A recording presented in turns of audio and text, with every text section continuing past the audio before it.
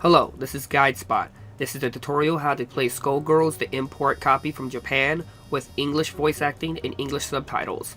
Now, first thing you need to do is go to Help and Options. Now, don't worry, the menus will be in English when you first pop in the game.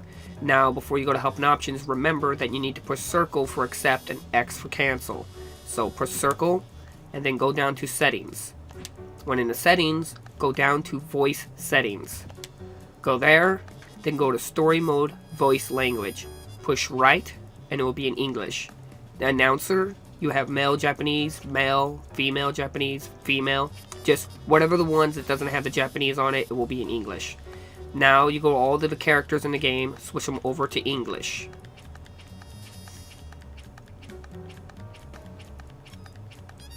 Once you're done, go to Previous Menu, then go all the way down, and you'll see Language.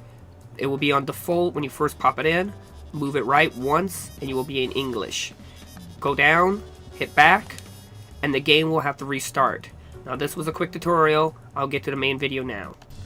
Hello everyone, this is Endgame Arts. We'll do another unboxing, another breakdown, another demo. Now this is Skullgirls, the second encore. This is an import.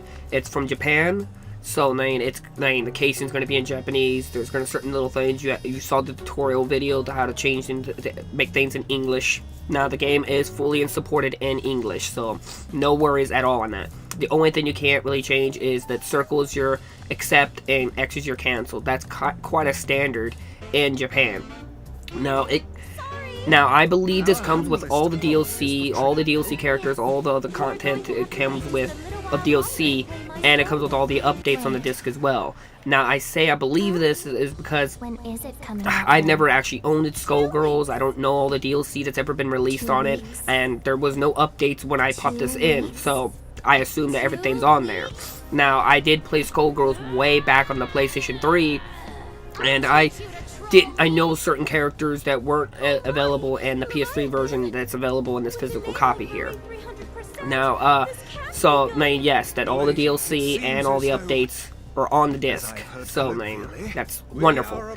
Now, I also want to point out and get right to this, that this is the Japan version, so it's going to be in Japanese casing and all that. Limit Run Gaming is providing an English version available, and you can make pre-orders of that. I will post links down in the description for that.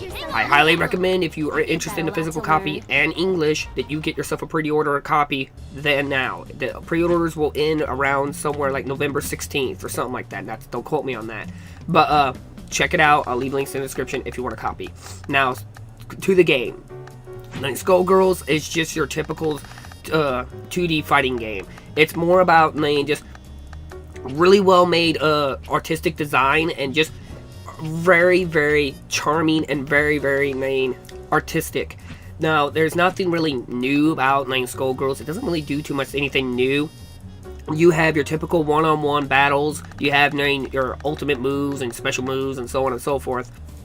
And you have actually tag teaming in this. You have player 2 tag teaming and 3 player tag teaming. Now, this does have 1 and 2 player offline as well online. 1 and 2 online.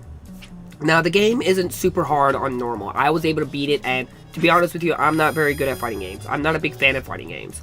But, I was able to play through it, first time playing it, really actually using a character, and I was able to beat the campaign.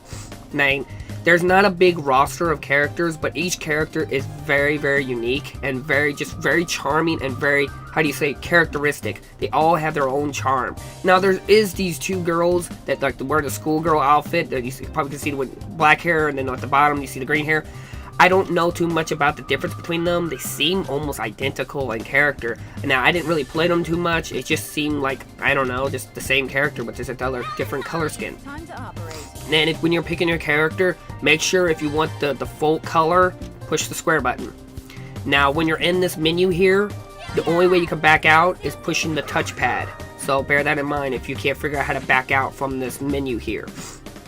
Now, there's when you're fighting one-on-one, the game will have 2 rounds for a fight, your typical fighting game. When you have tag teaming of 2 and 3, it will just be a 1-person brawl, and whoever loses.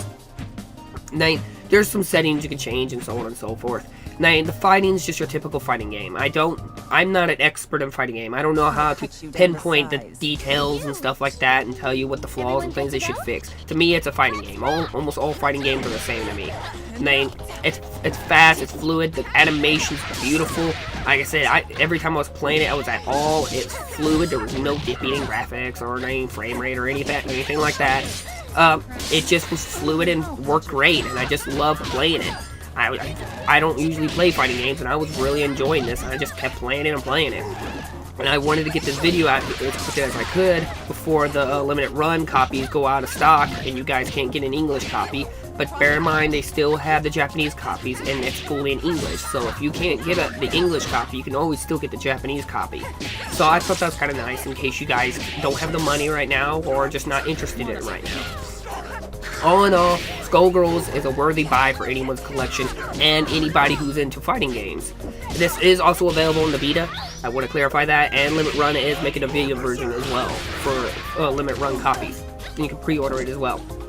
Like I said, there's just ultimate moves, combos, attacks, guard, and all that, and I can't be the one to give you a full down description. I was enjoying it, the music's charming, every character is fully voice acting, the campaign's got a story mode for every character, even the DLC characters. You can't really go wrong with this, getting a copy of this. Hell, if you're not even interested in a physical copy, you probably should really try getting a digital download. It's a worthy game. It's just very charming and very fun to play. I haven't really got a chance to play with anybody against anybody, because I don't know anybody who actually owns a copy of this, or just downloaded it for that general. But all in all, it's probably close to one of my higher class, one of my favorite fighting games that I actually enjoy, and probably pop in occasionally when I feel like it. I don't have too many of those, so that's a pretty high standard that I'm even qualifying it as that. But it also has the story mode, arcade mode, CPU, quick match mode, and survival mode. It brings a lot to the table for your typical fighting game. Hell, an indie kind of game like this actually had more features than Street Fighter V, and that's pretty sad. So, all in all, I really improved this fighting game, and I can't wait to see maybe if they release a second one. So, like always, I'll put links down in the description if you're interested in a copy. And if you enjoyed this video, hit that like and subscribe button if you want to see more videos from me. And I thank you all for watching, and I'll see you all in the next episode. Bye-bye!